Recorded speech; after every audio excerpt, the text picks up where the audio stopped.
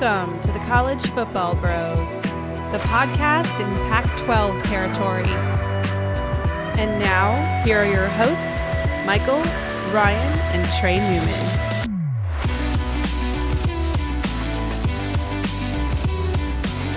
Welcome to the College Football Bros podcast. I am Michael Newman, and I'm joined by the brother who has some hot takes brewing. Sure do. That's me, Ryan Newman. And by the other brother who won't duck any questions. Absolutely not. That's me, Trey Newman. All right. Be sure to follow us on Twitter at CFB Bros, Instagram at CFB Bros as well, and subscribe on YouTube for video versions of every show. This episode, of course, we're discussing the Pac-12, which comes back later this week. But first, we have an urgent message from our sponsor. That's right. We got one from MyBookie. You got late fall college football, the NBA bubble, UFC Fight Island. 2020 has just been a bizarre year, and that's why you could go to a sportsbook that has offers unlike any other. You can get some skin in the game at MyBookie, where there's odds boosts, lightning deals that we've all taken advantage of. It seems like almost every other weekend. It's been a lot of fun to follow. With Thanksgiving right around the corner, there's going to be a lot of time to feast on the NFL action that's coming up. So if you're a first timer and you want to get some action in the game, you can use our promo code CFBROS. And in the next week, you can still double your first deposit up to $1,000, but very soon after, they're only going to match 50%. So basically, if you deposited $200, they'll give you $100 more to play with. Again, that's if you use the promo code CFBROS. There's also, if you're not into sports, there's also a full-fledged casino platform that you can use to play some classic table games, some slots, card games, etc. If the sports isn't your exact forte, you can dabble in that as well. But again, it's winning season at MyBookie, and if you just use that promo code CFBROS this week, they'll double your first deposit up to $1,000, and then after that, it'll be a 50% match. Okay. All right. Good time to sign up if you've been waiting on it. I didn't check the website. Is there any lightning deals today? I didn't see anything today. But not yet. There will be. There always is. There always is. We're recording this on Saturday, so that's why we bring that up. But let's get into the Pac-12. We'll start with our first segment, Trey, which is fact or fiction. That's right. And the first fact or fiction that we have is fact or fiction. Oregon's Kayvon Thibodeaux is the best player in the conference. It's a defensive player in the conference. Okay, I was like, well, you just throw a curveball in there. Thibodeaux is the best defensive player in the conference. I mean, he could be, but I'm going to say fact. He was, of course, the number 2 recruit coming out of high school last year. And as a true freshman, completely lived up to the hype, had 9 sacks, got better as the season went on, which I think is the key here. After week 6, PFF had their highest graded pass rusher. So I think he's going to continue that growth. Year 2, he's got a chance to not just be the best defensive player of the Pac-12, but the entire country. Yeah, it was a close battle for me here between him and Hamilcar Rashed for Oregon State. But I do think Thibodeaux just has the higher upside. I mean, Rashed is a great player. He's been awesome at Oregon State. He had 14.5 sacks last year. He's super active. But Thibodeaux is just a different beast. I mean, he brings the ground defense as long as the pass rushing ability. He just does it all, where Rashed does too, but he's a little on the smaller side. I just think that Thibodeaux has like that high ceiling that, he could be like elite. He could be kind of like almost Chase Young, kind of like that type of impact. So I got to go Thibodeaux. I think he's just a different athlete. I do love him. I love how athletic he is. Duck fans, they kind of want him to turn into Jadeveon Clowney. They actually used him on punt blocks last year. He's versatile, but you kind of mentioned my favorite guy is Hamilcar Rashed from Oregon State, the linebacker. He had 14 sacks last year. He forced fumbles. He was making tackles left and right. First team All-American by some outlets, and he's doing that on a pretty kind of poor Oregon State team. Doesn't have a ton of talent around him, so I just wanted to give him some love. He's really fun to watch. Yeah, that's fair. Okay, next one. Fact or fiction, a one-loss Pac-12 champ would make the college football playoff?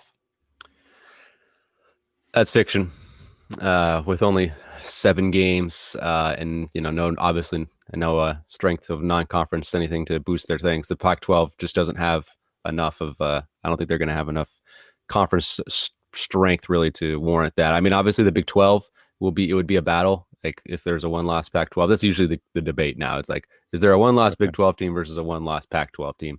And I would give it to definitely at the Big 12 if there was a 1-loss Big 12 team. Well, it didn't really matter which team. If it's Iowa State, they run all the way, or if it's Oklahoma State, K-State, whoever it might be. So, yeah, I don't think a 1-loss Pac-12, even if it's Oregon or USC, I don't think they're going to have enough.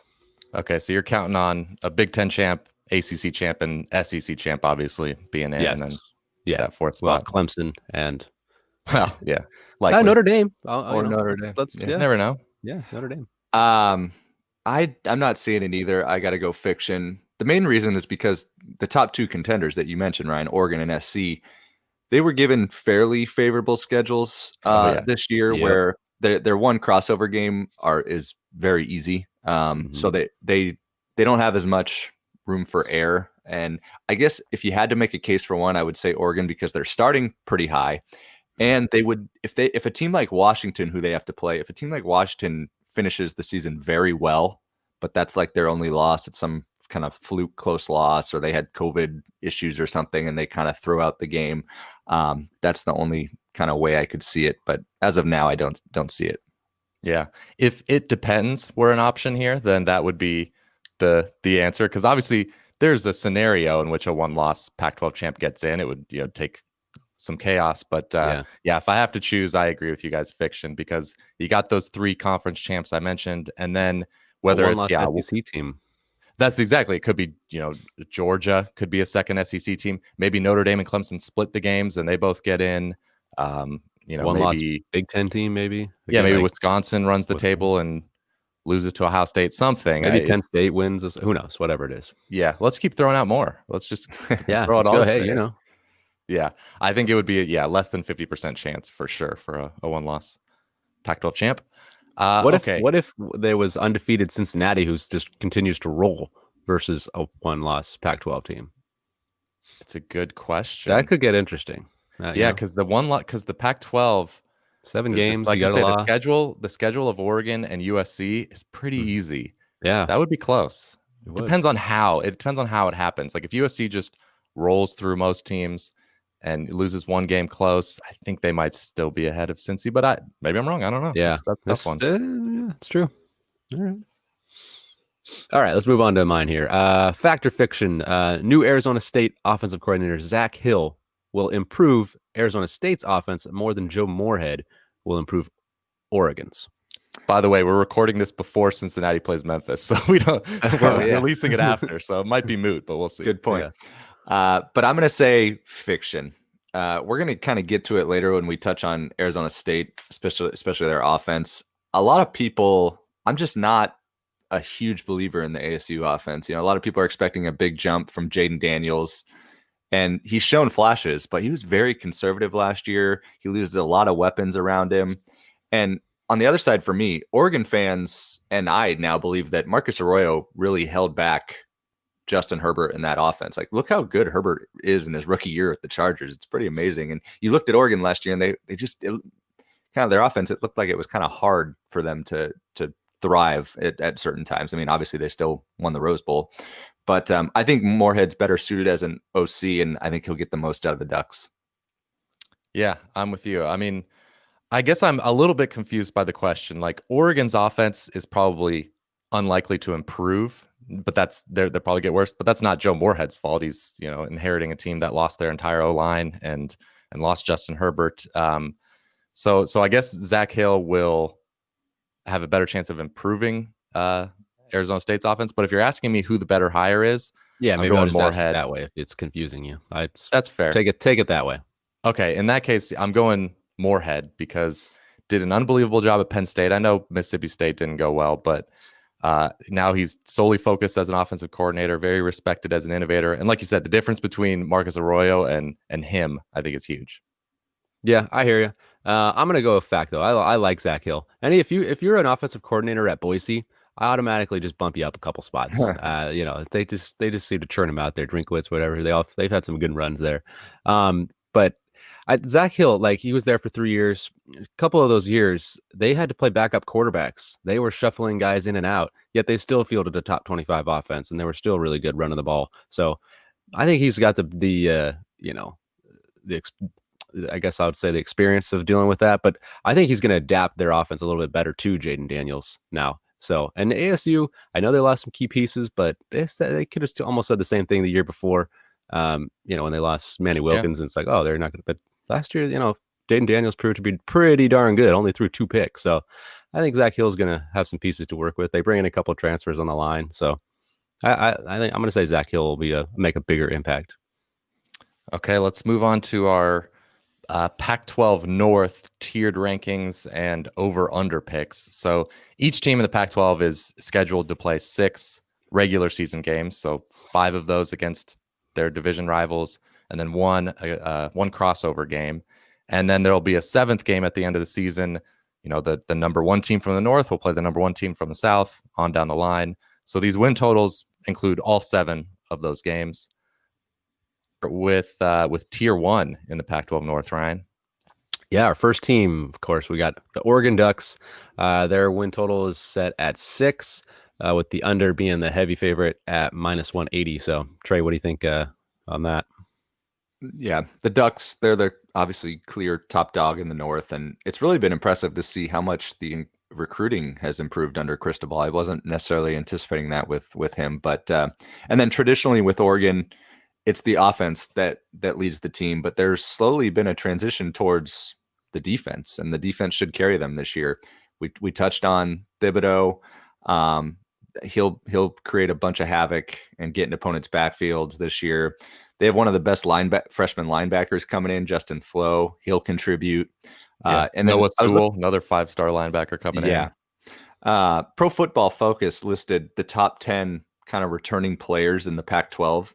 And I think it was 3 or 4 of them were on the Oregon defense. So they're head and shoulders above and in the Pac-12 and should be a very good unit. But obviously, as we've alluded to, the question is that offense. Tyler Shuck is most likely going to be the starter. Anthony Brown, the BC transfer, is kind of right there if needed. I'm a little skeptical if Shuck can outperform Herbert, though, and the bigger challenge will be replacing all the talent on that offensive line. Shuck might be good, but there is a lot of missing pieces up front, including Penei Sewell, who is like arguably the best offensive lineman in football. So they, if the offensive line can gel, there is talent because they got at the skill positions. Running back stable's good. Guys like CJ Verdell, wide receivers probably rivals USC with Johnny Johnson, Micah Pittman, to name a few. So if they can get that unit to gel, there's hope on that offense. But as far as the over/under, the 6 implies basically to go over, they'd have to go unbeaten. So I'm going to take the under just because of some concerns around that offense. So I'm going to take the under. Yeah, they're definitely a deserving favorite. I agree in the North. But man, the opt-outs hit somewhat hard. I mean, it could have been worse, but you brought up Penei Sewell on offense. But in that secondary, Thomas Graham, Javon Holland, and Brady Breeze, 3 starters in the secondary gone. And so that really hurts because it would have been like maybe the best secondary in the country. I think they would have had a great argument for that. The depth is insane, which because they're still going to be pretty good. Like they still have a lot of good players in that secondary, which is crazy. So could have been great. I think we'll just be very good as it is now with those 3 losses. They still got Diamador Lenore, of course, at corner, and Mikhail Wright, 2 really good, one of the best corner duos in the conference. A couple safeties that have played a ton, so they'll still be good. Front 6, you've in addition to Kayvon Thibodeaux, you've got the nose tackle Jordan Scott, the young linebackers you brought up. Yeah, the question mark is of course the offense, losing 5 starters on the O-line. I guess I'm just I trust Joe Moorhead. I trust Mario Cristobal's recruiting and development on that O-line to keep that group pretty good. But like you, undefeated is a little bit too tall of a task with those losses. So I'll go under. Yeah, I gotta agree with you guys. Too much that I just don't know about to say that this team's going to go undefeated. Maybe if they were turning a bunch of production on offense, I'd say, okay, yeah, they can do it. But no, it's too hard to go undefeated. I know it's only 7 games, but still too hard to go undefeated. When And it's an easy schedule. They could do it, but yeah, that's true. It is an easy schedule, and I think they get UW in Oregon. So, but I will say, like another reason why I'm going under on them is last year they kind of underperformed a little bit, especially offensively. But one thing they did do, they were so good at turnovers. Like they were one of the best teams in the nation. They were plus 16 in the turnover battle. That's going to be hard to duplicate again this year. I mean, especially without Justin Herbert coming back, you're going to have an inexperienced QB. So that could take a little bit of a nosedive and also hurt them as far as their chances to go undefeated. All right. Let's move on to tier 2. Or no. Yep. Oh, we're still on tier 1. We're still in that top tier, and we've got the Washington Huskies. Their over-under is set at 4.5, with the over and under being at minus 115. So, Michael, where are you leaning with the Huskies? Well, I'm going to lean over. I know you got Chris Peterson is gone, so the defensive coordinator, Jimmy Lake, takes over, which I think is a good hire. He would have been highly sought after by other schools. The defense should be right there with Oregon.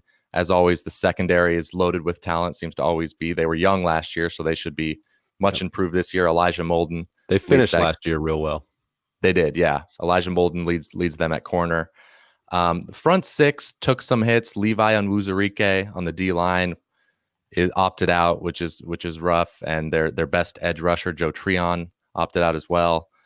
So it's going to be a younger group than they'd hoped, but they recruit well.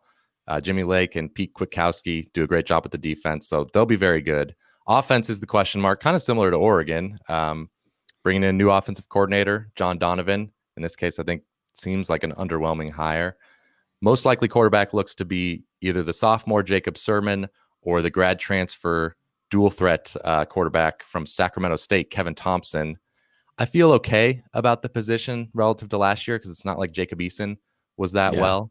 And Sermon was highly recruited. So, there's a couple other guys too in that race, but those seem like the 2 likely guys. There are some losses at receiver and on the O-line, but not a ton. I still think both groups should be solid. So I'm going over, like I said, because they're going to be the much more talented team in every game, with probably the exception of Oregon. So, I like the talent. I'm also going to go over here. I'm pretty high on the Dogs this year. Mainly, one of the main reasons is because of, I like the production they have coming back, but they were better than they showed last year. Their record, they were 8-5. They were 0-4 in 1-score games. They were more of like a 10-win type team last year that just got an unlucky couple bounces there. So I think people are maybe underrating them a little bit because of the 8-5 record when they could have easily won a few more. And like you said, I don't expect the QB position to take much of a drop, if at all. I did not like the way Eason, he wasn't bad, but kind of reminded me of the Shea Patterson type of impact. I think they had like the same amount of touchdowns to picks their previous year. And I don't know, just, Milton came in, did a pretty darn good job. But anyways, also on the offense, they do lose Salvon Ahmed. They had a pretty darn good running back there, which is a bit of a concern, but the Huskies churn out their running backs pretty darn well there. And Richard Newton, she should take over that role. And he actually has proven to be pretty darn good too. So the line does concern you, Mike. I agree. The right side of the line concerns me. The left side, I feel good about. Jackson Kirkland and Luke Wattenberg are back. They're going to be good over there. So I'm a little bit worried about that. Receiver though, Puka Nakua, I think he's going to take a huge jump this year. I think that's going to be an important piece for them. So he missed a lot of time last year, but I think this year as a sophomore, he's going to be good. But they still have Terrell Bynum and Ty Jones also on the outside. So I think the offense will be, if not the same, even a little bit better. So, and the defense, I like the defense too. I know they have some key pieces that you mentioned are opting out, but they have some really good talent on that side of the ball. Savell Smalls, he's kind of a freshman that's coming in. This highly recruited guy. He could be a big time player at linebacker, so could make a major impact. There's plenty to work with. So I think it's right neck and neck with Oregon and UW this year. John Ross isn't walking through that door though, right? That's I would have made him my lock if Ross was walking through that door. But I like how you guys touched on how they finished last year. I mean, they throttled a pretty good Boise team in the Las Vegas Bowl. So they They sprung into the offseason on a high note. And the one thing that is kind of maybe working against them with their schedule is that for the North, they kind of drew a tough schedule, given that they have to play, they bookend their season at Cal and then at Oregon. But me personally, I think even no matter how those games go, I think they're going to overcome it. They have the 19th ranked talent composite in the country. I think Jimmy Lake's defense should be good. They're just, like you guys kind of said, they're not on a ton of people's radar, and I think it's a good time to take them. So I'm going over. And they draw Arizona from the south. That's a nice crossover game. Arizona and Very Seattle. Good. All right. Now we're getting to tier 2 here, and we've got the Cal Bears. They're on the tier all by themselves. Their over-under is 4.5, just like Washington, and the over is a very slight favorite at -120. So what do you think, Ryan? Yeah, there's a lot to like about Cal this year. I mean, especially when you just immediately go to, okay, what do you got coming back? They got pretty much everybody coming back. They got like 18 guys, maybe 17 guys. I forgot to count the one transfer, but a ton of guys coming back. Chase Garbers, of course, is coming back. If he can stay healthy, that is kind of the main thing. He's their difference maker. I mean, he's not like some elite player, but they are far better when he is there. They're obviously, their backups were not that good. The whole offensive line comes back. Christopher Brown comes back at the running back position. He rushed for over 900 yards, so I'd like him to go over 1,000 this year. Nico Remigio, leading receivers back. They really only lose like one pass catcher. That's Jordan Duncan, but I feel like that's kind of one of the main position group that has been probably holding Cal's offense back a little bit. Wide receiver, they just haven't been very explosive there. So if they can come up with maybe a little bit more improvement coming in this year, and having Garbers, of course, be the guy for the whole year would make a big impact. Hey, 7-0 in games Garbers started, right? Exactly. I know he's pretty good.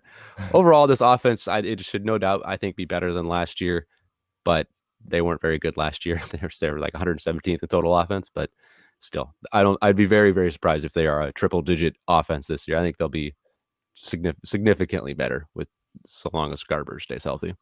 And then the defense, I mean, Wilcox seems to always have a good defense, but they lose some really, really good players is kind of the worry. I mean, they have a decent amount of production coming back, like seven starters, but it's who they lose that really is the worry. Yeah. Like, Evan Weaver, he had 1,000 tackles last year. He was incredible. Like 182, but isn't that crazy? I mean, he was a tackling machine. That's a huge replacement. Two really, really good defensive backs, Jalen Hawkins, Ashton Davis, they're gone. And their pass defense was probably actually may have been their weak point. They kind of gave up a little bit through the air, but and then Luke Beckett, he their good defensive lineman, he transferred to BC. So even though they have those losses, I do like Wilcox's defense in general. They still have a good amount of starters coming back, like Cameron Good, linebacker. He's 9.5 sacks. He's a good player.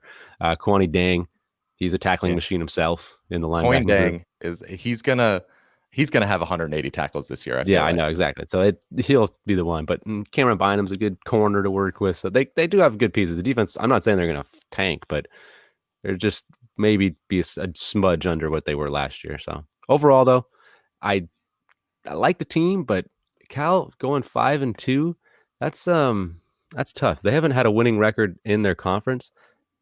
Well, I should actually do that. I think it was since 2009. They've never had a winning record in the Pac-12. It was back when it was the Pac-10 it was when it was still Tedford. That's crazy, right? Yeah, I think this is the year, though. This is the year they're going to have a winning record, but I like them to go 4-3, but I don't like them to go 5-2. Right. Yeah, and it's going to be a new look on offense. Actually, before we get to that Michael, you brought up the point of Garber's 7-0 last year. Games when he played the whole game, right? Yeah, where he played at least a half or something. They were 7-0, but it's misleading because the games that he didn't play were ASU, Oregon, Utah, and SC. So would have been a little different. But that's not. He beat Washington. Garber's beat Washington, and then kind of a lot of close wins against not so great teams for the most part. Otherwise, but Garber's is obviously better than Modster. He's the guy. I do like him. The challenge though is the system. Bill Musgrave is coming in as the new offensive coordinator, and he's converting them more from a spread to a pro style. So they said Garbage is going to be under center more. Wilcox said you're going to see more fullbacks and tight ends. That's a pretty big shift to make, especially with It's a the weird short shift. It's a weird shift in 2020. I know, and in this off season. So that's a little concerning for me. I do like Garbers, but that's a big change. They do. We talked about it earlier. They get Washington at a perfect time, in my opinion. It's in the opener, and they get them at home, and the Huskies still have to work through some questions of their own. And then, yeah, Ryan, you allude to how the defense has been Wilcox's calling card, but they also, you touched on Beckett and Evan Weaver. They had their linebacker Tevin Paul also opted out. So there's some pieces there that I'm a little concerned. But yeah, Cameron Bynum, the corner, nose guard Brett Johnson, he's good. I mean, there's still some pieces. They're not left hanging to dry, but I want to go over. But I'm just seeing that they're probably going to be underdogs in their first couple games. That shift with the new offense, I'm going to lean under. I think they're going to be a team where I think they're going to be better than their record will indicate in the end. But I'm going to lean under. Yeah, they'll probably play a lot of close games. Kind of similar to what I said with Pitt in the ACC preview. They'll play a ton of close games, and if they get lucky in those, then sure they can go 5-2. But if not, then I don't know. Then maybe it's under. But I think so. Obviously, the offense is going to be way better. I don't know about obviously. You mentioned they're shifting the style, but I'm a lot encouraged. of production. Everybody back, so it should be better. But I think the defense needs to get better if they want to go 5-2. They were outside the top 40 in the advanced metrics last year. They play at a slow pace, so the points per game looks good. But yeah, I think it needs to get better. And you mentioned they do lose key pieces, but I just still think it'll get better. Just the number of starters coming back. There's so many talented guys, especially in that linebacker core still. So I'll think that it'll get a little bit better. But like you guys, I think 4-3 is a little bit more likely than 5-2. They drew Arizona State from the South. That's not a great draw. They got unlucky there, unlike Washington, who drew Arizona. Yeah. And then Garbers is an injury risk, unfortunately. I hope he stays healthy, but yeah, if he does, there might be in trouble. So yeah, I'll lean under. Yep. Okay, moving on. Ryan Newman. Oh, sorry. Tier 3 here. The first team we got is Stanford. Their win total set at 3.5, with the over being favored at -135. So Trey, what do you think of Stanford this year? Yeah, David Shaw, man, he needs a bounce back year. They went 4-8 last year. They missed a bowl game for the first time in 10 years. The ship just kind of seems to be heading in the wrong direction after that long, sustained, great run that they've had. To their credit, though, they had brutal injury luck last year. But going into this year, a problem that they're going to have is opt-outs. They got two crucial ones. One on offensive tackle Walker Little, and then one on defense was their star corner Paulson Adebo. Both kind of heading to the NFL. So that's tough blows. Their offense, it looks like, it'll be Davis Mills. He's a fine option at quarterback. They return 4 of their top 5 receiving targets, including Michael Wilson. With that, they did have that banged up offensive line this year, but even so, they averaged less than 4 yards per carry, which is just not what you're accustomed to hearing with the Stanford team. So I'm really not sure and how great that the run game can be this year. I don't know how much they'll improve. We'll see. They're going to need that offensive line to really jump back to what it has been from be healthier. Past. Yeah, and then the defense. Again, it's a thing that used to be their calling card. I'm not overly optimistic. They allowed over 400 yards a game, 30 points. I mentioned Adebo out, but they had 3 defensive players transfer out as well. So it was just a rough offseason for Stanford. Not that the top few tacklers are gone. I'm just not seeing enough positives to be comfortable going over with the Cardinals. So I'm going to lean under. Yeah, I'm with you. I mean, I know you said with the injuries last year, it seemed like everything went wrong. So it wouldn't shock me if they, were much improved. I think they'll be improved, but picking them to get a winning record is tough this year. I'm going to take the plus money. They had 15 players or something grad transfer out of the program, which is just not a good sign. You mentioned the opt-outs too. Their leading tackler retired. It's just so many things have gone wrong for them this off season. So I like Davis Mills and a deep receiving core, but other than that, too many questions. I'm going to go over on Stanford. I do think they have. I'll try to make a point of paint a rosier picture like here it. about I like Stanford. it. You guys say they don't have Walker Little. They didn't have Walker Little all of last year either. So let's not pretend like he was, playing the whole year. He got hurt in the first game, so he was out the whole time. So I don't consider that really a loss when you didn't have him the whole year. So when you look at the other 5 guys, all other 5 guys on that team are going to have starting experience. It's led by Foster Sarrell, who's a big time player himself at the other tackle position. So I think that group will take a big job. And I didn't like Cameron Scarlett, honestly. I didn't, as a running back, wasn't a fan of him personally. So I don't think that losing him is a bad thing at all. And I do like Davis Mills. I think he's pretty good. So Davis Mills, improved offensive line. I like Michael Wilson, the receiving core. I think the running back game will be better. I think this offense will be significantly better than they showed last year. They get Colorado from the South, which is a nice bonus. So I think they actually come to Stanford, if I'm not mistaken. Anyways, Yeah, they've got a really easy home slate of games. Exactly. So I think they can win some of those games that are, on the farm that are pretty easy. And like they obviously had a crushing amount of injuries, but I still think that defense, they were bad last year. I don't see how they're going to be like way worse this year. Okay. So I think the offense is going to improve more than that defense might regress. And they'll get a little bit better injury luck, turnover luck, and luck just in general. Yeah. I just don't think it's tough for a team like Stanford. I don't know. I just don't see them staying down 2 years in a row. I think they can bounce back. So I'm not saying they're going to go win the conference or anything, but I can see them with their easy schedule getting 4 wins. Yeah, the recruiting continues to be good. You look at the team talent composite. They got talent. I think they're around 20th. They're a talented team, so could happen. All right, moving on to our 4th tier in the Pac-12 North. We've got the Washington State Cougars. Their over-under is set at 2, with the over being favored at -150. Michael, lead us off. All right. Well, new head coach coming in, Nick Rolovich, to replace Mike Leach. And he did a great job running the run and shoot at Hawaii. So I like the hire. And he's got the pieces to run his offense here. The O-line is solid. Receiving core was really deep under Mike. Very deep. So they lose arguably their top 4 receivers, but still have a pretty good group coming back. They had like 3 guys that had like 500 yards last year still. Like that. Yeah. They spread the ball so much under Leach that they're still well set up at receiver. Max Borghi is pretty much a wide receiver in himself at running back. Yeah. He's one of the best weapons in the country, really. And losing Anthony Gordon at quarterback is obviously going to hurt. He set records last year, was arguably even had a better year than Gardner Minshew, at least volume wise. The year before.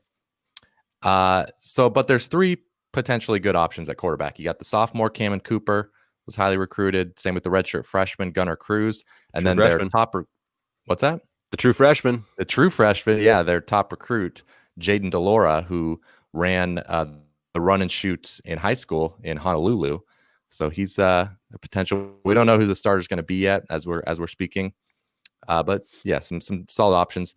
Defensively, they were one of the worst in the Power 5 last year. Just terrible. They've fallen off from the Alex Grinch days, but 7 starters back, so hopefully they'll be better.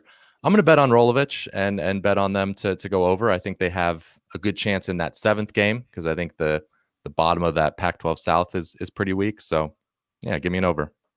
I'm gonna go under here. I'll take the plus money on this. I could see this going sideways on the Cougs. When you look at their schedule, they might only be favored in 1 game this year. Obviously, they get playing SC from the South at SC is a very tough draw. It's not going to be an easy game for them. And Michael, you've kind of attested to these first year coaches coming in a wrong time. This is not the best year to bring in new systems. And especially when they're going up against every team that they're going to be playing, they're not going to be in first year systems.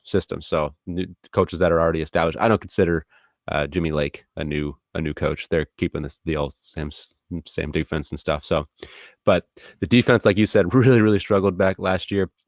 Cougs defense, they had a decent stretch with Alex Grinch, but that's not something that I really expect to be very good. I think Jake Dickert, he's coming in for the new defensive coordinator, which I do like him. He came in from Wyoming. I do think he'll be good maybe in the long run, but again, first year, it's going to be tough. So I just think that Rolovich kind of has his work cut out for him. I mean, I think The over is obviously probably a little more likely on this, as the odds really suggest. But I don't think it's that wide of a gap. So I'll take that plus money under. Ryan loves his plus money. I like do. it.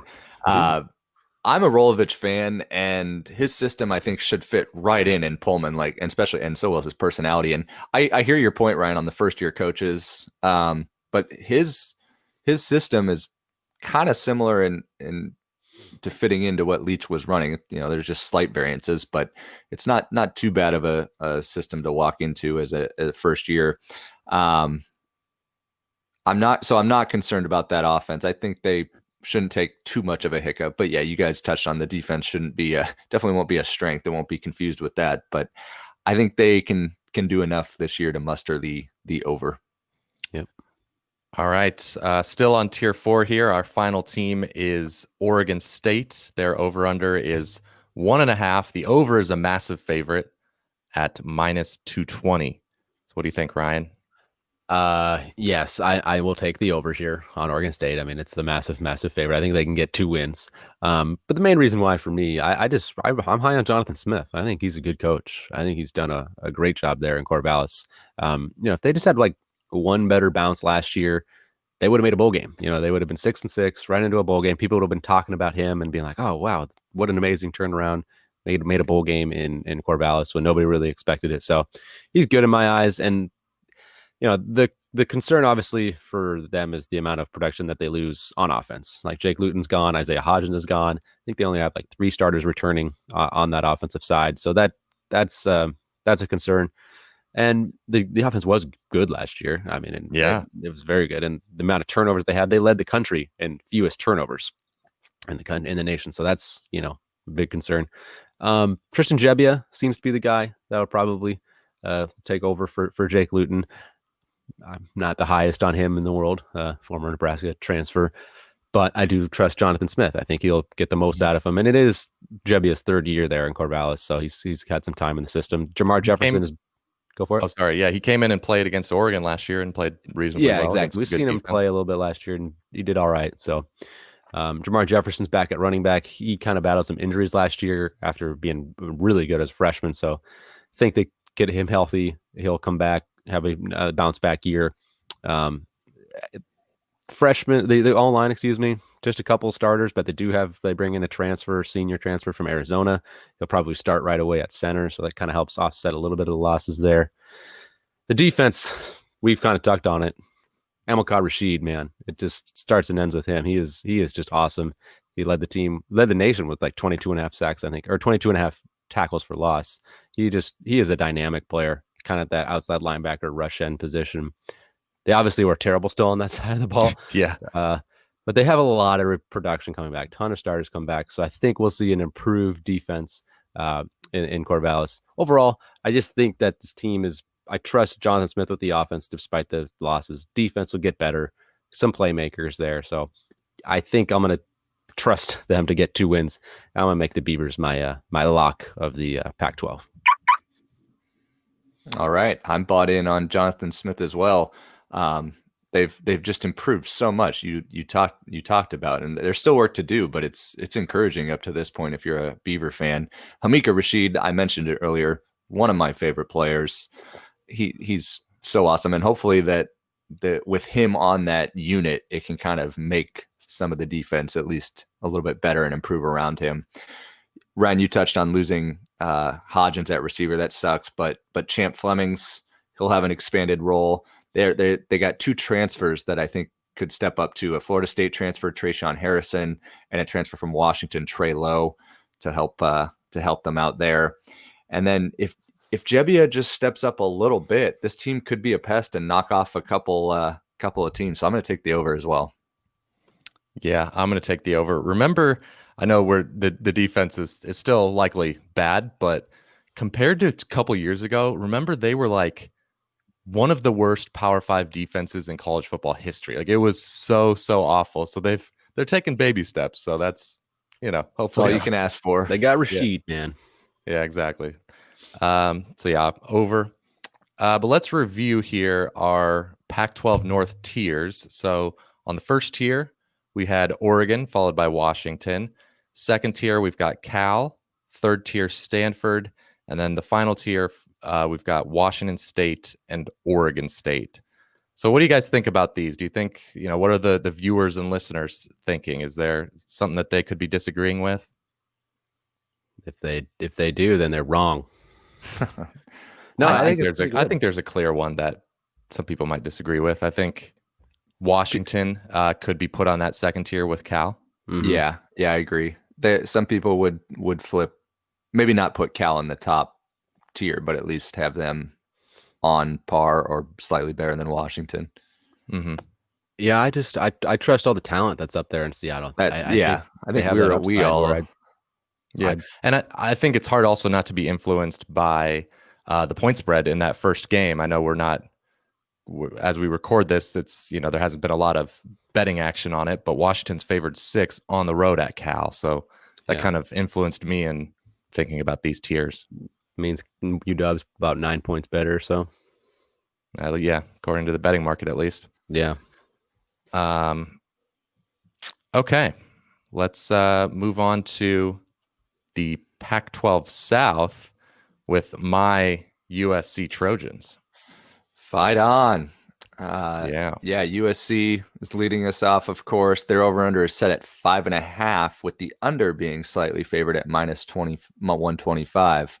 Ryan, what do you think of Michael's Trojans? I like the Trojans. They got a lot of good pieces coming back, and of course, it all starts with sophomore quarterback Kedon Slovis. I mean, he was a stud last year. He threw 30 touchdown passes as a true freshman. So, just phenomenal player, and ton to work with. Top 2 running backs come back, Malapai, excuse me. Malapai, yeah. Malapai, well, I got it both wrong. And Stephen Carr. I mean, those guys are solid, proven pretty good running backs. Yeah, we got a stable of backs. Yeah, the running backs are not a problem. And wide receiver is also not a problem. Even without Michael Pittman, they are awesome. They're one of the best. They got Amon-Ra St. Brown, Tyler Vaughn, Drake London, one of the best receiving groups in the country. And even some talented guys behind them that are kind of just waiting in the wings. So they got depth, they got talent, they're good. Obviously, the question mark, as it has been for a little while for SC, is their O-line. There's definitely some questions, but thank God for you, Michael. Elijah Vera Tucker decided to come back. He'll probably play left tackle and anchor that line as best he can. Brett Nealon's back at center. Jalen McKenzie, another returning starter. So there's some pieces there. I think the group will be. I don't think this group will be great, but I think they'll be probably improved a touch from last year, which with a great offense that they had. It's debatable. I hear Michael's kind of shaking his head. We'll see. He's a little. We kick out a couple guards to tackle, so it just kind of depends on how they. Yeah, McKenzie, one of them. Yeah, how they translate, but I mean, it seems like every year it's the same. It's like, it'll be okay. Yeah, it's not gonna be great, but I don't think it's gonna be that bad either. There's still some talent, some people, nice talent to work with, but defense, of course, the big news is Jay Tufele. He decides to opt out, which hurts. He's one of the best defenders in the Pac-12. Very good D lineman, USC's best lineman. But I still think this group can be better than last year. They bring in a new defensive coordinator, Todd Orlando, which I'm not exactly super high on Orlando, but I mean Pendergast, dude, I like him better than Pendergast. That's for sure. Yeah, he had to go, man. He had to go. Upgrade. So but they still have a ton of other returning starters besides Tufele. Freshman All-American Drake Jackson. I think he's going to take a huge step as a sophomore. He's going to be a playmaker off the edge, making plays. So I trust USC to get a little bit better on that side of the ball, and I think their offense is going to be huge. And I love the safety. I love the safety tandem that USC has. Hufanga and Polamalu are studs back there. So getting UW at home in the crossover game is nice. And then they get ASU here in the first game in Los Angeles. That's a very, very important game. It'll tell us a lot, but I'm going to take the over here on USC. I think they can get to 6, maybe get 6-1. Yeah, I think that was a good breakdown. Obviously, there's no real major worries on the offense. That side should be really good as long as stay healthy up front. Exactly, and as long as Kedon Slovis stays healthy, he's an injury risk as well. So, as long as Slovis is healthy, it should be pretty good. He's got to cut down on the freshman mistakes he made with the interceptions a little bit, but we'll see. Yeah. That you would expect that in year 2. The defense, you say, okay, should hopefully get a little bit better. I hope it gets a lot better. I don't know if it will, but insane amount of production coming back. They had Yeah. injuries last year. It was our worst defense in SP Plus since 2000. So it had just really fallen off, despite being very talented. Of course, there's a lot of 4 and 5 stars there. But yeah, I do think it'll get better. I like the secondary. You brought up the safeties. Got a really deep and talented group of corners. The front seven is I guess just overall the question mark. Especially linebacker really struggled last year. We're going to need EA Naota Ote, former 5-star, to step up. He had some tackling issues last year, so defending the run could be a problem again. It was a big problem last year. Just kind of remains to be seen. But the scheme change and getting a real defensive coordinator that I believe in is gives me a little bit of hope. So I think this is a fair line against a pretty easy schedule, drawing Washington State in the North. 5-2 is probably slightly more likely than 6-1, but with a little bit less juice, I'm going to go over. I'll be bullish on my Trojans. Yeah, it's a sweep for all of us. I'm going over as well. You guys touched on the offensive line because you watched last year, and Keaton Slovis, he was either throwing a touchdown or he was on his back getting picked up from getting sacked. So if they can have a little bit more of a cohesive unit up front, I don't see any reason why that offense couldn't be the same or even better than last year. Michael, you touched on how much returning production they're bringing back on that side. I think there's like 11 or 12 of the top 13 tacklers, something like that. That new 4-2-5 system, I think no issue there. And then there's that Drake Jackson, like he's going to kind of play that DN outside linebacker role, and he could be, as a sophomore, he could take a big leap. So overall I just see that unit improving, and with that favorable schedule, I'll say 6-1's likely. Okay. All right, moving on to tier 2 here. All right, so USC was kind of their tier of their own. Now the second tier, first team we got is Arizona State. Their win total set at 4.5, with the over favored at -125. What do you think of ASU this year, Mike? Well, Herm has been doing a good job, despite kind of getting made fun of by pretty much everyone when he was hired. Jaden Daniels, very promising freshman year. Still, the offense wasn't very good, though. Wasn't really that... Couldn't run the ball. Efficient, yeah. Offensive line had some issues. And there's some concerns, again, around Jaden Daniels this year. Losing running back Eno Benjamin is huge. Losing Brandon Ayuk at receiver is just massive. He was... 2 years in a row where they lose like big-time receiver, so that's hard to keep up. It's true. They lost N'Keal Harry the year before, and Brandon Ayuk broke out. They're losing Brandon Ayuk, and probably Frank Darby this year will have a massive year. So maybe it's, they will have a guy to replace him, but the rest of the receiving core, a lot of unproven guys. It's going to be a lot of true freshmen, honestly. I mean, very highly recruited, 4-star true freshmen, but still freshmen in an offseason that, you didn't get a lot of practice. Same thing at running back. They might have 2 true freshman running backs at the top of the depth chart.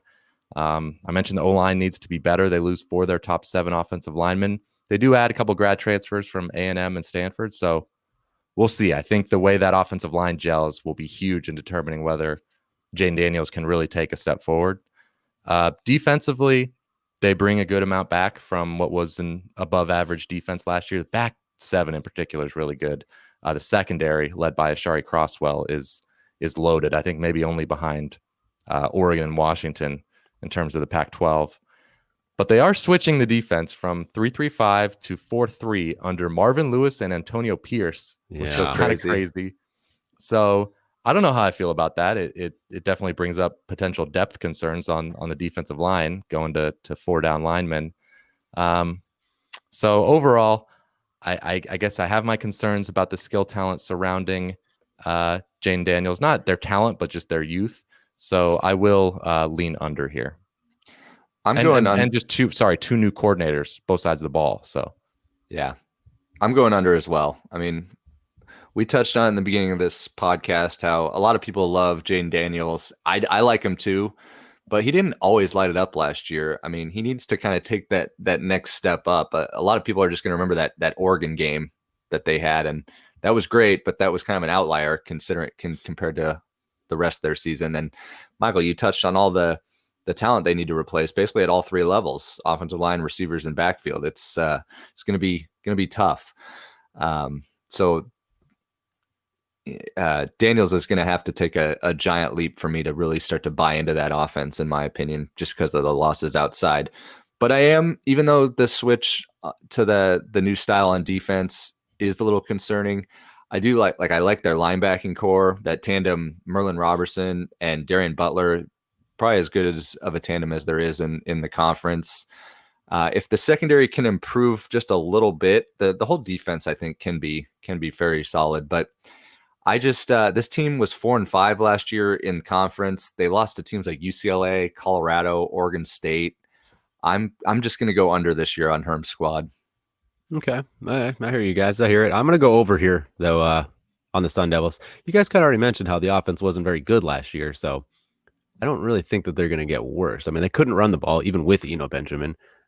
So I think bringing in a new offensive coordinator to maybe shake things up. Hopefully, I'm hoping Zach Hill, the OC from Boise, can come in and make a Rhett Lashley type of impact like Lashley's had over at the U. Just give him a spark, because I like Jaden Daniels, man.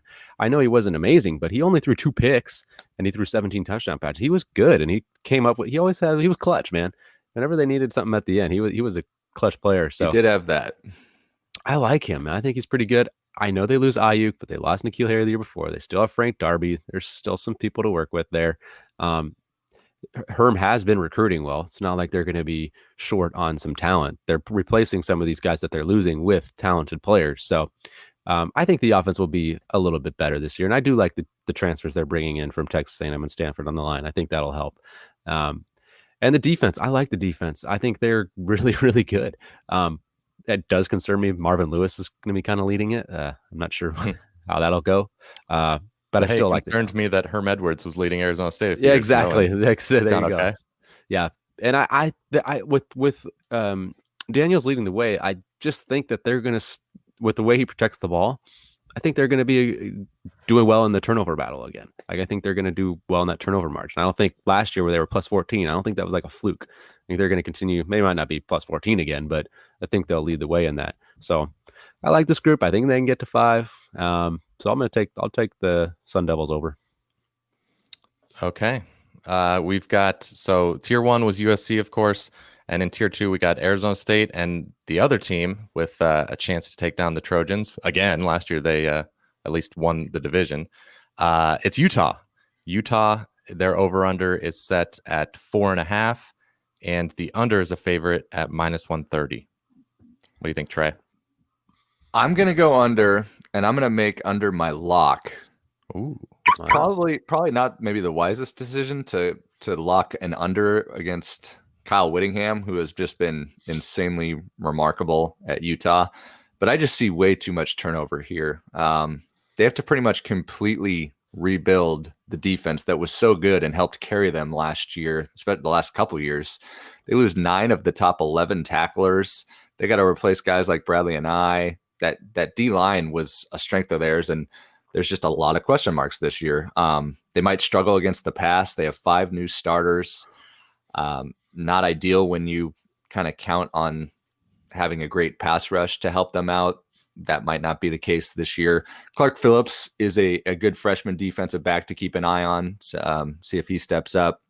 I'm going to let you guys kind of touch more on the offense, but there's more hope on that side. It's not as bleak there. There's a good amount of production that returns, especially on the offensive line.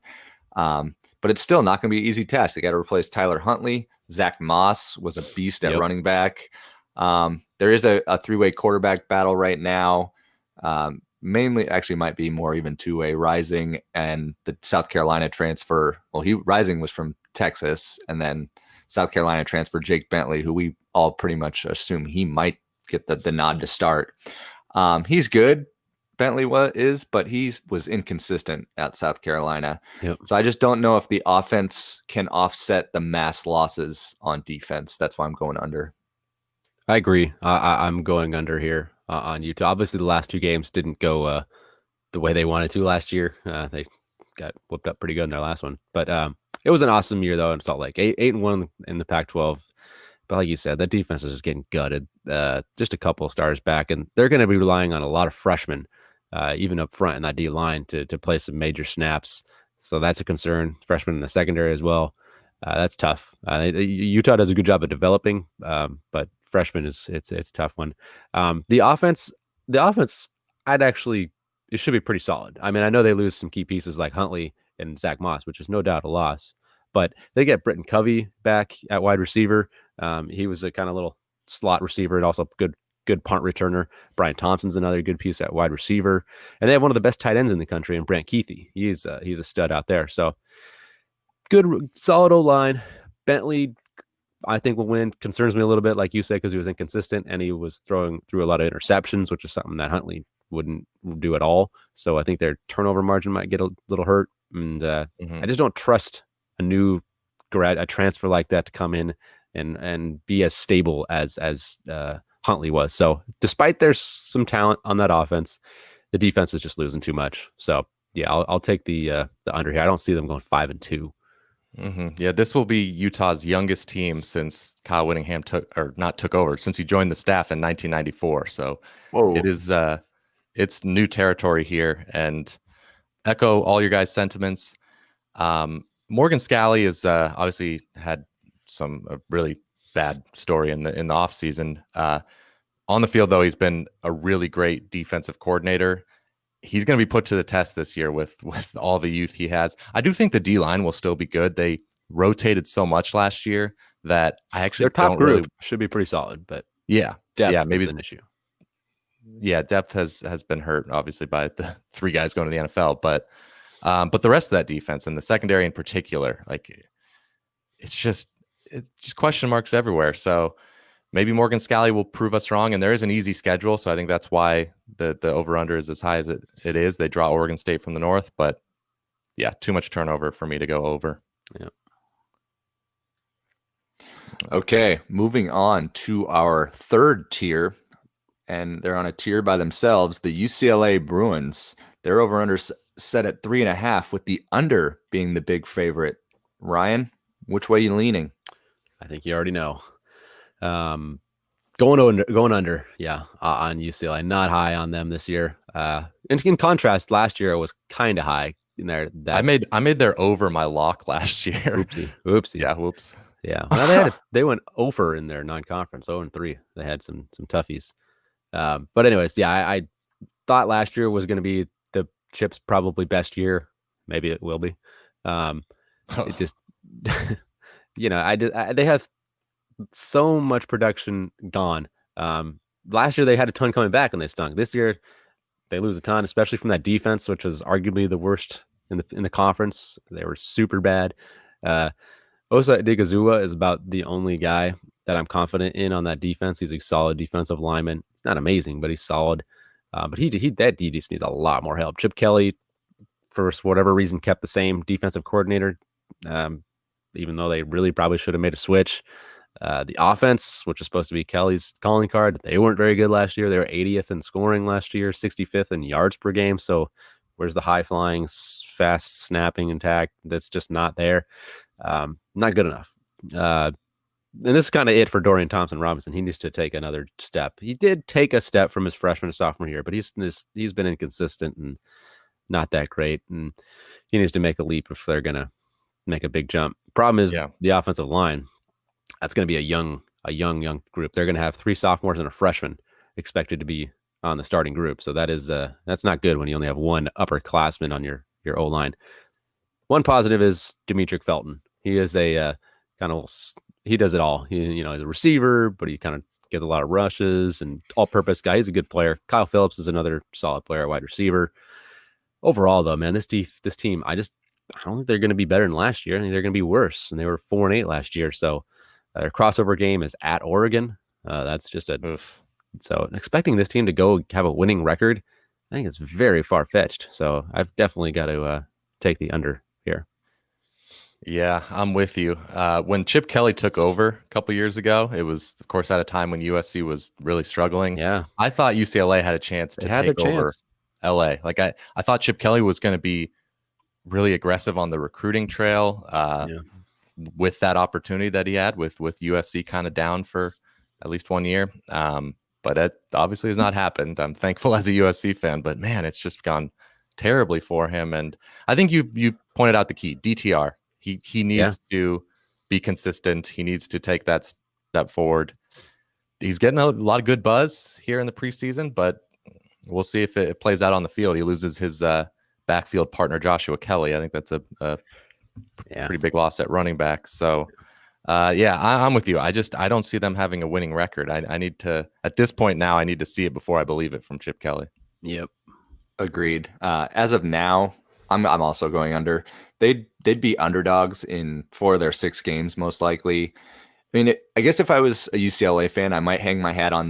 They've had a youth movement the last couple of years, and he's really relied on playing the underclassmen. So you're hoping that they develop and pan out and form into.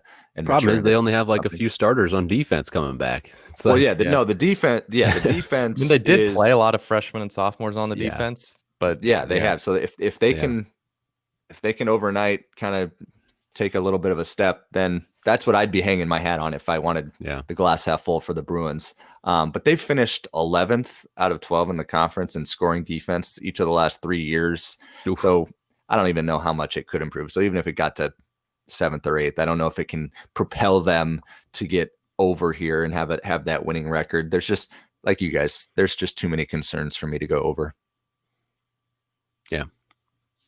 Yeah, fair enough. All right. Well, let's move on to what is this? Our last tier 4.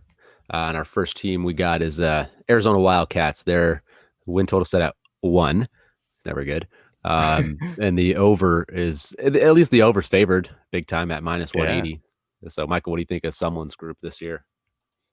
Well, Sumlin's another guy that I think I liked the hire at the time. Not as much as Chip Kelly, but seemed like a reasonable hire. You thought he would recruit well at the very least. That hasn't happened. They lost their final 7 games last year to go 4-8.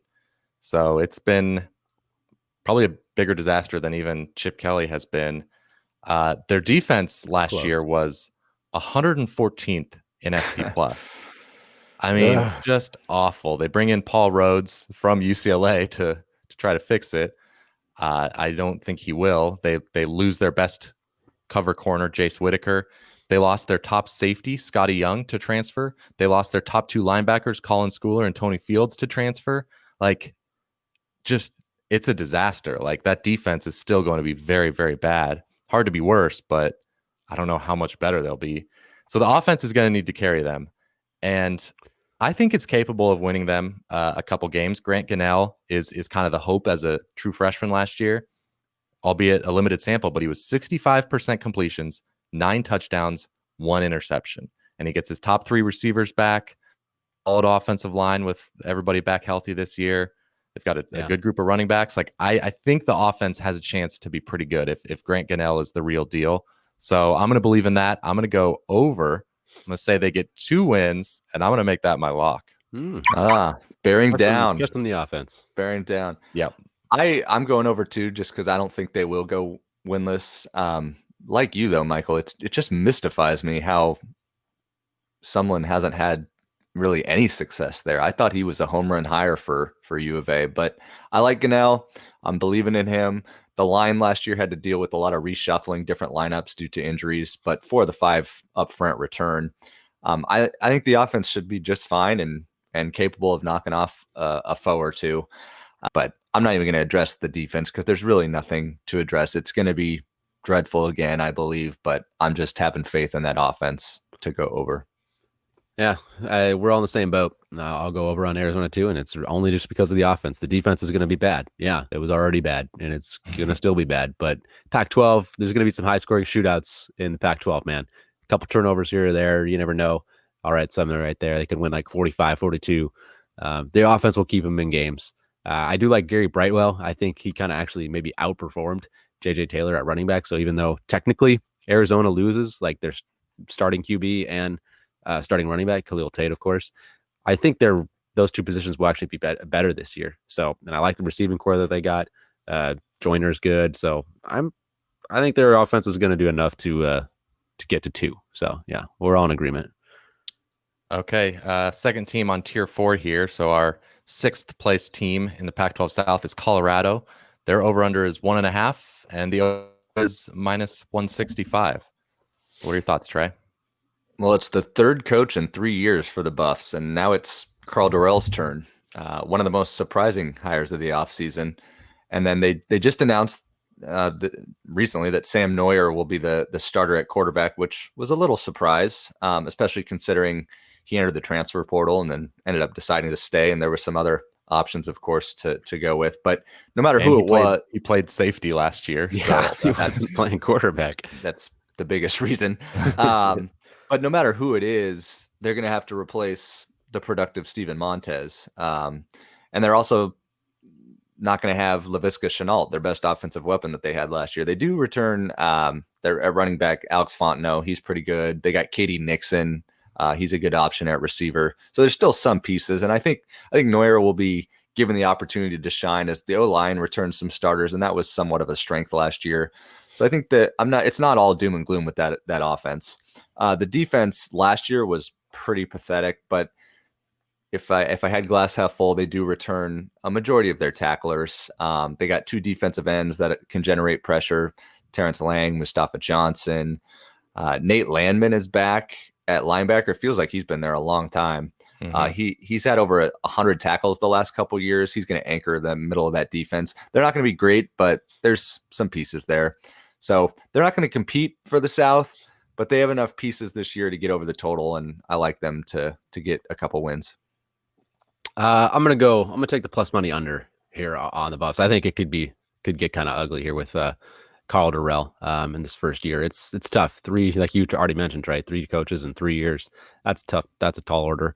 Some major pieces being lost on that offense. But I don't think the defense is going to get better. I think the defense. I know they have a decent amount coming back, but they were horrible last year. They were not disruptive at all. A guy like Mustafa Johnson, you mentioned, nosedive from the year before. He was pretty good. He had some injuries. Yeah, I know he had some injuries for sure. That was that concern. Back. If he's healthy this year, that would make a huge case.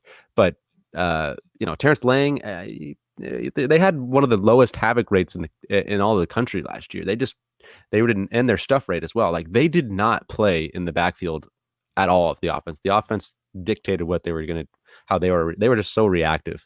It's really what I'm looking for. So I don't know. I don't see a ton of production. Landman is not going to be any better than he was last year. He is who he is to me. So I don't know. I just don't see a whole lot of playmakers. I don't see difference makers. I think this offense is going to struggle with a former safety as their quarterback. Don't trust that. So yeah, I'll take that plus money under and think the carpet can kind of rug could come out from underneath them. Yeah, that's definitely a possibility. I guess like Trey, I'm gonna go over, even though they'll be worse than last year. But they did go 3-6 in the Pac-12 last year. They beat UW, almost beat USC, so they were competitive. Obviously they'll be worse without Montez, but I don't know. I think that defense will get a little bit better with a healthy Mustafa Johnson and a couple good pieces there. And then the 7th game is always winnable. Whoever they play, even if they win one game in the South, they're playing whoever the worst team is in the North. So I'll lean over. True. Pac-12 South tiers. Let's go over them. If you're watching on YouTube, you can see these. Number 1 is USC. On the 2nd tier, the kind of other, I guess, dark horses you might call them, Arizona State and Utah. 3rd tier is UCLA all by themselves. And the final tier is Arizona and Colorado. So how about these tiers? Any disagreements that people could have? I don't see it being too controversial. Yeah, the only thing I would maybe say is I don't see UCLA a whole lot better than a team like Arizona to me. I think Arizona's offense is far superior, so that I think they could be kind of almost neck and neck with UCLA. I'm lower on UCLA than most people, so I can understand this ranking, but I would probably have them on the same tier. Okay. All right, let's recap our over-unders for the conference. So in the Pac-12 North, we all agreed under on Oregon, over on UW, Cal, and we made Oregon State over. Ryan made it his lock, and we all agreed on it. In the South, we all went over on my Trojans, under on Utah. Ryan made that. Oh, wait a sec. Oh, we've messed up on the graphic. Oh, Ryan, gosh. My lock was the Beavs. Let's have it noted that was Trey, the lock on Utah. Okay. Unless Trey, of course they win 5 games and I can point to this graphic and say Ryan did it. Yeah, that's true. The graphic is here. Screenshot this if you need to. Yeah, we all went under on UCLA, over on Colorado, and I made Arizona over 1 win, my lock. So Sarah never makes mistakes. This is the first mistake she's ever made. So no, she's not fired. We're gonna let this one slide. Oh, okay. Let's get to the hot seat. It's my turn to be put on the hot seat. So do your worst, guys. All right, Mike, which Pac-12 head coach is most likely to be fired? Well, it's possible that everyone survives because of this COVID offseason and revenue issues bring about that possibility. A lot of people might say Clay Helton, and it's definitely possible, but I'm somewhat bullish on the team, and I'm just not sure they're too eager to pay his buyout, so I won't go with him. UCLA is having major revenue issues with the whole Under Armour deal, so Chip Kelly, I think could be safe this year for sure. Arizona is what I'm going to go with. Kevin Sumlin. Not exactly sure their finances, but he just has zero fan support already right now. Very little hope for the future with recruiting not going well. They could be headed, if I'm wrong, they could just be headed for a 0 or 1 win season possibly. So I think he's in the most danger. Yep, I hear you on that. Agree with that. Which player will lead the conference in receiving yards? Frank Darby, I think, is kind of a dark horse at ASU, taking over for Ayuk and N'Keal Harry before him. Maybe Renard Bell at Wazoo, depending on how quickly they're able to get that offense humming. But to me, this came down to 2 USC players who were both around 1,000 yards last year, and they're both going to benefit from Michael Pittman's production being gone. So it's Amon-Ra St. Brown or Tyler Vaughns. I'm kind of 50-50 between those two guys, but I'll lean with St. Brown because he slightly outperformed Vaughns last year. All right.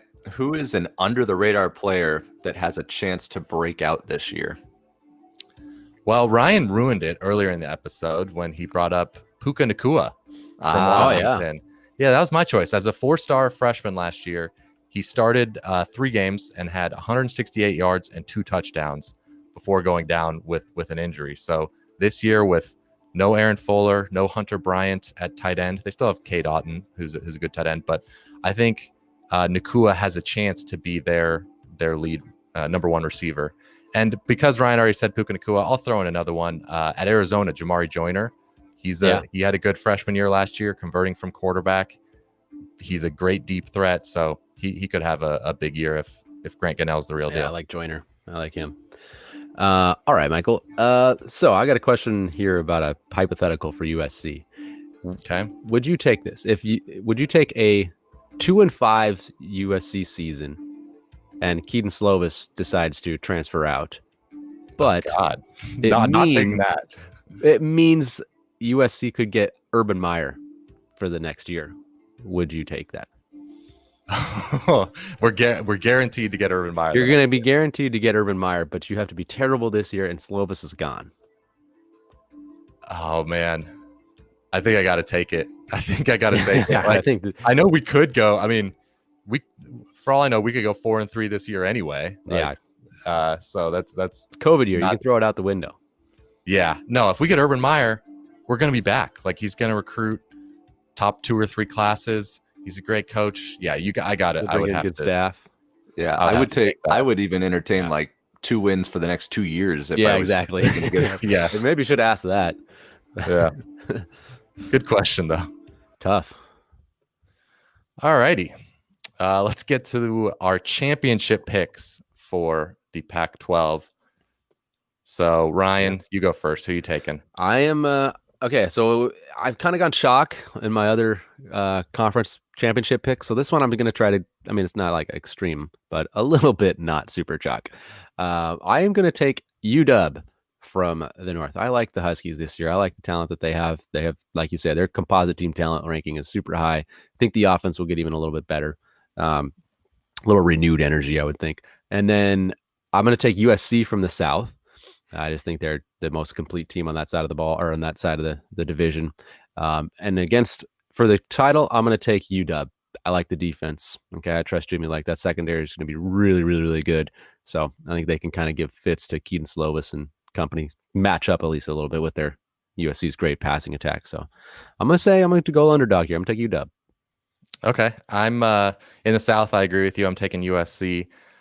I'm going to go with Oregon in the North. I honestly didn't even consider it wasn't really that tough of a decision for me because Washington has to go at Oregon and at Cal. So they really got, a tough draw with the schedule there. Cal is definitely a dark horse with, of course, hosting Washington and Oregon. But ultimately, just Oregon's the top dog right now. They've got all the talent. The defense will be great. And I like Joe Moorhead. So I'll say they beat USC in the title game. I 100% agree with Michael. And I mainly, when I look at these, it's hard to look at preseason schedules, but just because you don't really know what's going to happen. But Oregon and SC were given fairly favorable schedules, all things considered. So that's why I also went with Oregon over SC. Okay, let's close out this episode with a questionable finish.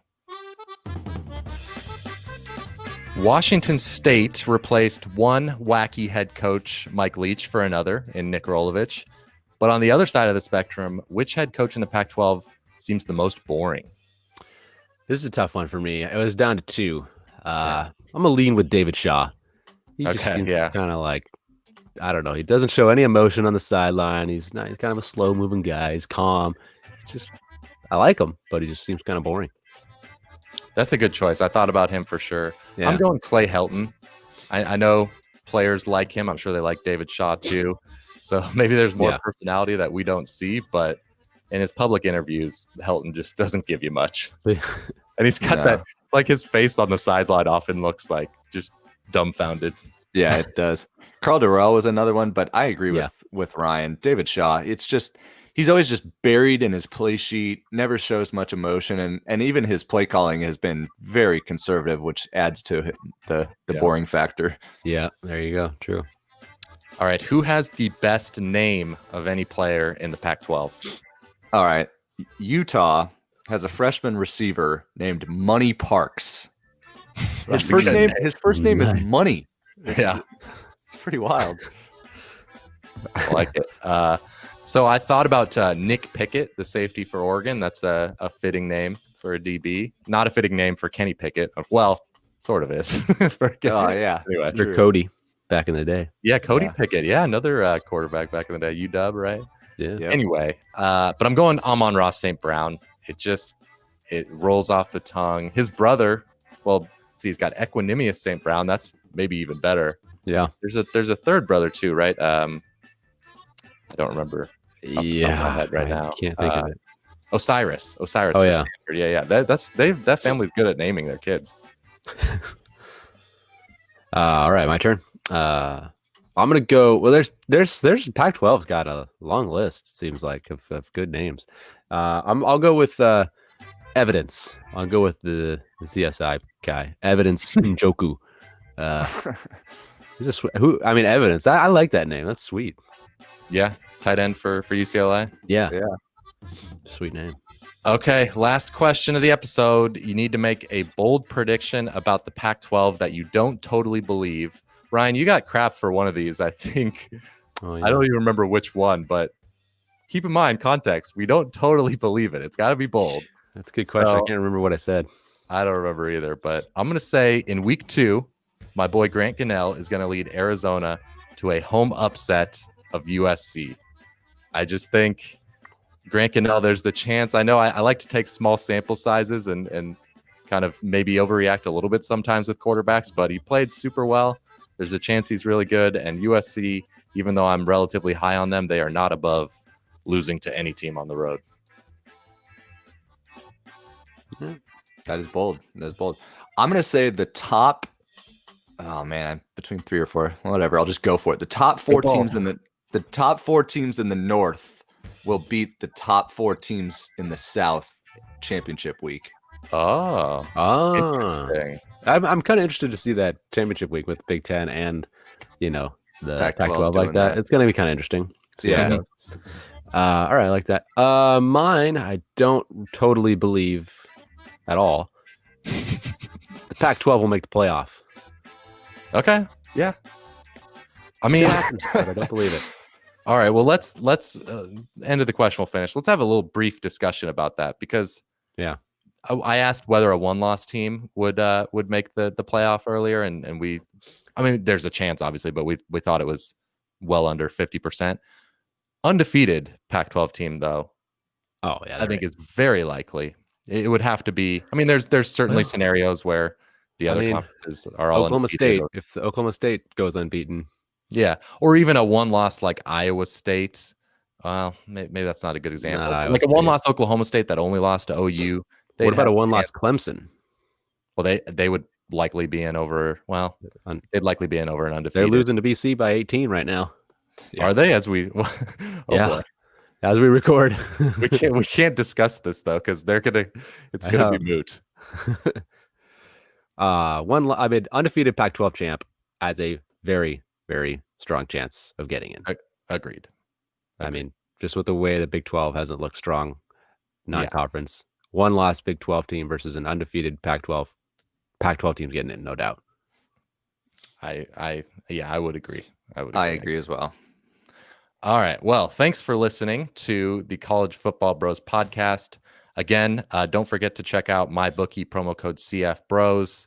If you're going to sign up anyway, eventually, like we say, the next week or so would be a good time to do that. Also, you can support the podcast by signing up for our Patreon. If you appreciate all the work we're putting in, then we'd appreciate you doing that. And you get some extra episodes out of it. Yeah, you get extra episodes out of it. We do one episode a month extra there, and you get access to our Discord server where that's we're the main thing, man. It is. I mean, we're texting every second, all day Saturdays, and even during the week, we're all chatting. It's constant, Yeah, and it's kind of it's a close knit, kind of small group of people. So, we really like that. And we got to end this episode because we got to go watch some football. Like Clemson's I know. down 18. What the heck? I mean, I'm sure they'll come back, but sounds entertaining. Yep, exactly. All right. Well, the game has already happened. Everyone knows what happened. Yeah. How do you make a call? Let's make a call right now. Why not? Let's be bold. Does Clemson win? No, not without Lawrence. BC's going to hang on. They're going to win by I'm going to say they're going to win 42-27. How about that? Whoa. Okay. Trey? Yeah. They're going to win convincingly. Wow. No, I'm trusting Clemson. They're going to bounce back second half, make a run. The exact score and time right now. What's going on? 28-10 with like a minute left in that second quarter. Second quarter. Oh, they got a field goal. 28-13 going to be halftime. Okay. I'm saying Clemson wins. I'm going to say they dominate the second half. There you go.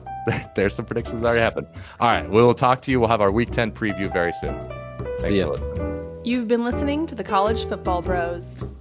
If you have any questions for the next podcast, email them to collegefootballbros@gmail.com. To keep up with the brothers on social media, like them on Facebook at College Football Bros, follow them on Instagram at College Football Bros, and for their commentary on Saturdays, follow them on Twitter at CFB Bros. Thanks for listening.